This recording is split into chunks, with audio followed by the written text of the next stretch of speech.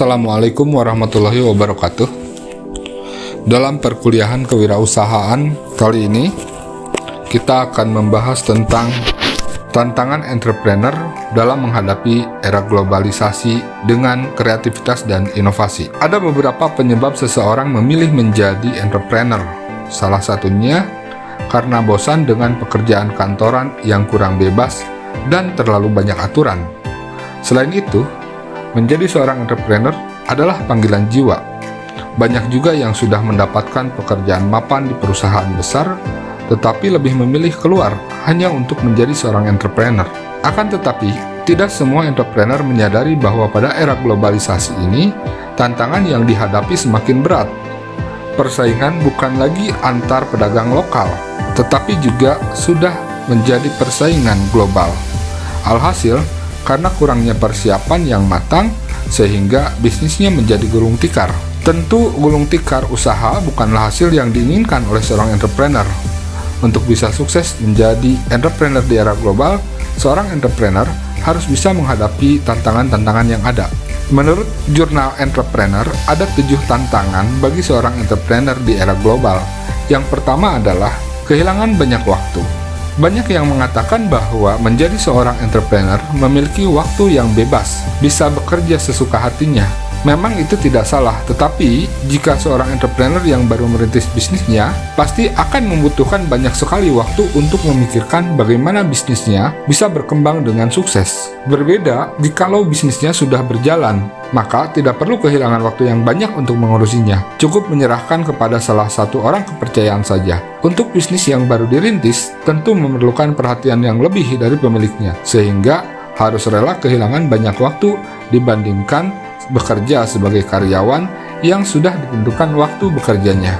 Yang kedua, selalu dihantui rasa takut. Setiap orang memiliki rasa takut, apalagi dalam dunia entrepreneur, dan minim pengalaman. Seiring dengan berjalannya waktu, rasa takut akan hilang dengan sendirinya. Bisa dibayangkan jika seorang Steve Jobs dulu lebih memilih menyerah untuk menghadapi rasa takutnya, maka sampai sekarang kita tidak akan mendengar sebuah perusahaan yang bernama Microsoft. Intinya, jika ingin sukses, maka buanglah rasa takut yang Anda miliki sejauh-jauhnya. 3. Siap menerima resiko. Menjadi seorang entrepreneur tentu sangat banyak resikonya. Risiko terbesar adalah gagal dan bangkrut.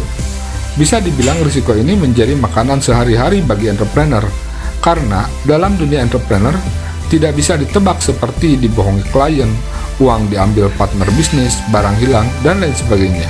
Semakin bertambahnya waktu pula, sebagai seorang entrepreneur akan lebih mahir dalam menghadapi risiko. Risiko dalam bisnis memang sulit untuk dihilangkan, tetapi masih bisa diminimalisir agar tidak berdampak besar terhadap bisnis yang kita jalankan. Yang keempat, kehilangan penghasilan tetap. Berani menjadi seorang entrepreneur berarti berani kehilangan penghasilan tetap Anda.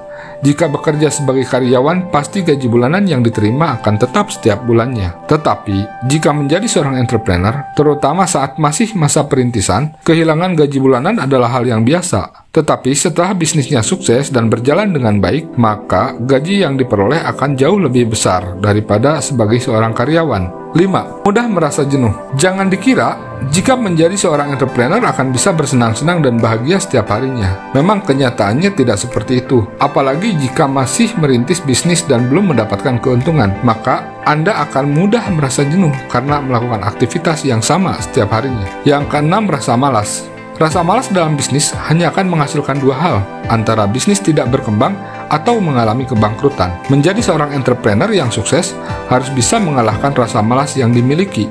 Kesuksesan yang didapatkan akan bergantung pada seberapa semangat Anda menjalankan bisnis. 7. Kurang dukungan orang di sekitar. Seringkali orang di sekitar kita, seperti keluarga, bahkan orang tua, tidak mendukung keputusan menjadi seorang entrepreneur. Mereka lebih senang apabila melihat kita bekerja di sebuah perusahaan atau instansi dan sudah jelas setiap bulannya mendapatkan penghasilan yang tetap. Perlu diketahui bahwa modal utama seorang entrepreneur adalah keyakinan terhadap kemampuan diri sendiri. Maka yakinlah sanggup untuk menghadapi semua resiko dan tantangan sebagai seorang entrepreneur. Kunci kesuksesan seorang entrepreneur adalah kreativitas dan inovasi. Dengan kreativitas dan inovasi, maka seorang entrepreneur akan mudah menghadapi persaingan yang sangat ketat. Beberapa tokoh memiliki definisi sendiri mengenai kreativitas. Maria Popova, penulis dan sastrawan asal Amerika, mendefinisikan kreativitas sebagai kombinasi dari kemampuan untuk menjangkau lebih dalam sumber daya yang tersedia, mulai dari pengetahuan, informasi, inspirasi, dan hal-hal lainnya, lalu mengkombinasikannya menjadi hal baru yang luar biasa. Sementara itu, Rollo May dalam bukunya The Courage to Create mengungkapkan bahwa kreativitas merupakan sebuah proses untuk mewujudkan sesuatu yang baru, yang mana dibutuhkan komitmen dan semangat tinggi untuk mewujudkannya. Secara umum, kreativitas bisa saja diartikan sebagai suatu langkah untuk mengubah ide, imajinasi, maupun mimpi menjadi suatu kenyataan. Sebagai seorang kreatif, seseorang harusnya mampu menghubungkan fakta-fakta yang awalnya tidak terlihat berkaitan, lalu menemukan ide baru dari data-data tersebut. Kreativitas, bakat, atau pembelajaran. Banyak orang yang berpikir bahwa hal tersebut adalah bakat. Mengejutkannya, sebuah penelitian yang dilakukan oleh George Land mengungkapkan bahwa 98% dari 1.600 anak berusia 5 tahun dinyatakan sebagai seorang yang jenius kreatif. Apa yang dimaksud dengan jenius kreatif? Berdasarkan penelitian tersebut, jenius kreatif disetarakan dengan tokoh-tokoh terkenal seperti Picasso, Einstein, hingga Mozart.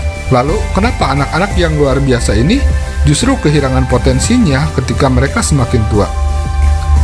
Jika direnungkan kembali, sebenarnya hal ini tidak terlalu mengejutkan. Ketika masih kecil, guru dan orang tua akan mendorong untuk memiliki mimpi setinggi bintang-bintang dan terus mengejarnya. Bahkan, meskipun terlihat mustahil untuk mencapainya, seiring umur Anda semakin tua, mereka mulai meminta untuk bersikap lebih realistis. Dalam contoh lain, mimpi sebagai seorang dokter mulai terpupus, seiring dengan fakta bahwa dibutuhkan biaya yang sangat tinggi untuk menempuh sekolah kedokteran. Di umur 20-an, mulai berpikir semakin realistis. Hidup tidak lagi hanya tentang mimpi, namun tentang bagaimana memperoleh uang yang cukup untuk membayar atau memenuhi kebutuhan sehari-hari dan biaya lainnya. Namun sekarang tiba-tiba dituntut untuk menjadi kreatif setelah diminta untuk bersikap realistis seumur hidup Anda. Pertanyaan utamanya adalah bagaimana membangun sifat kreatif yang telah lama hilang. Pertama, mindset. Bayangkan ketika Anda masih kecil, bagaimana tiap hal adalah sesuatu yang keren dan membuat penasaran. Kedua, temukan lingkungan terbaik bagi Anda. Beberapa orang mendapat inspirasi ketika sedang mandi. Selain itu, beberapa orang lain mungkin mendapat ide ketika sedang jalan-jalan sendirian atau sebelum tidur. Penelitian mengungkapkan bahwa kreativitas biasanya lahir ketika Anda sedang sendirian, tidak terganggu oleh bisingnya pembicaraan orang, sehingga Anda bisa menjangkau berbagai ingatan dalam diri Anda dan menciptakan ide luar biasa dari hal-hal tersebut. Sikap tidak kreatif justru malah dipelajari oleh seseorang ketika mereka semakin dewasa. Mereka semakin banyak bertemu dengan orang yang lebih dewasa, komunitas, dan masyarakat yang telah memiliki budaya dan pemikiran serupa. Hal tersebut justru mengubah cara pandang mereka yang awalnya unik menjadi general. Mengapa kreativitas penting dalam inovasi? Kreativitas dan inovasi adalah dua hal yang berbeda, namun inovasi tidak akan lahir tanpa adanya kreativitas. Sebuah inovasi perlu dibuat ketika metode atau cara kerja awal yang digunakan tidak menyelesaikan masalah atau mencapai target yang diberikan. Lalu, bagaimana inovasi bisa lahir? Tentu saja, dari adanya sebuah kreativitas ketika seseorang mulai berpikir out of the box, mencetuskan ide tidak biasa yang lahir dari informasi-informasi yang memang telah ada sebelumnya. Meskipun informasi tersebut tidak saling berhubungan satu sama lain, maka lahirlah inovasi. Sebuah inovasi yang lahir dari kreativitas akan otentik, unik, dan memberikan sudut pandang yang berbeda dari ide-ide yang telah ada sebelumnya. Sementara itu, proses inovasi juga bisa digambarkan sebagai gabungan dari pemikiran-pemikiran kreativitas. Proses inovasi diawali dengan lahirnya ide, melihat sebuah kesempatan, serta evaluasi, pengembangan, hingga komersialisasi dari ide tersebut. Ekonomi kreatif untuk kesuksesan bisnis. Manfaat ekonomi kreatif telah dirasakan oleh bangsa Indonesia saat ini, karena Indonesia merupakan salah satu negara yang mempunyai nilai kreativitas tinggi. Contoh ekonomi kreatif. Dengan menggunakan konsep ekonomi kreatif, tidak sedikit usaha atau bisnis yang dapat dijalankan. Berikut 3 contoh ekonomi kreatif, yaitu 1. Desain. Dalam sebuah desain haruslah membutuhkan sumber daya manusia yang kreatif di bidang ini. Dapat dimulai dari desain sebuah interior, desain grafis, serta desain produk, dan lain-lain. 2. Fashion. Dunia fashion yang pastinya sangat membutuhkan seorang yang juga handal dalam menciptakan ide-ide unik dan kreatif untuk membuat busana. Kreativitasnya dapat dimulai dari cara membuat busana, merancang aksesoris yang pantas digunakan dalam busana tersebut. Dengan hal ini, para perancang busana dituntut harus lebih kreatif dan inovatif dengan ide-ide yang unik dari yang lain. 3. Periklanan. Contoh yang lainnya dalam bidang periklanan atau advertising, pembuatan iklan sebenarnya tidak semudah yang kita bayangkan. Tentunya di dunia periklanan pun dibutuhkan ide-ide kreatif, bahkan sampai dengan menggunakan strategi pemasaran yang tepat supaya iklan yang dibuat lebih menarik perhatian konsumen. Bentuk-bentuk inovasi. Bentuk-bentuk inovasi dapat berupa banyak hal, sesuai dengan bidang yang menjadi target inovasi. 1. Inovasi produk. Produk berfungsi untuk memenuhi kebutuhan masyarakat, baik primer maupun sekunder. Bentuk inovasi produk contohnya adalah pemanfaatan air sebagai pengganti bensin. 2. Inovasi pendidikan. Seiring perkembangan zaman, inovasi pada kurikulum pun dirasakan perlu dilakukan. Salah satu contoh nyata dengan dimasukkannya pendidikan yang menarik minat serta mengembangkan bakat peserta didiknya. 3. Inovasi pelayanan publik. Dulunya pelayanan publik hanya dapat dilakukan dengan tatap muka di dunia nyata. Kini, seiring perkembangan zaman, pelayanan publik dapat dilakukan secara daring atau online. Inovasi teknologi. Inovasi di bidang teknologi membuat manusia berinteraksi dengan siapapun tanpa batas. Ini dibuktikan dengan adanya media sosial yang populer seperti Facebook, Twitter, Instagram, dan media sosial lainnya yang menjangkau pengguna di seluruh dunia. Inovasi kebudayaan. Budaya erat kaitannya dengan kehidupan bangsa. Inovasi dalam bidang budaya dapat berupa festival kebudayaan atau festival lainnya seperti festival batik, festival keris, dan lain sebagainya. Inovasi juga terdapat dalam bidang lain seperti bisnis. Salah satunya adalah ide-ide segar dari berbagai perusahaan. Ide segar akan terus lahir dari perusahaan atau pelaku bisnis agar kegiatan bisnis menjadi berkembang. Dalam praktiknya diperlukan kemahiran untuk mengatur ide-ide itu secara sistematis sehingga tidak semrawut. Dalam lingkungan bisnis, dari 100 ide brilian, mungkin hanya 1 ide saja yang akan menjadi suatu inovasi. Terima kasih, semoga bermanfaat.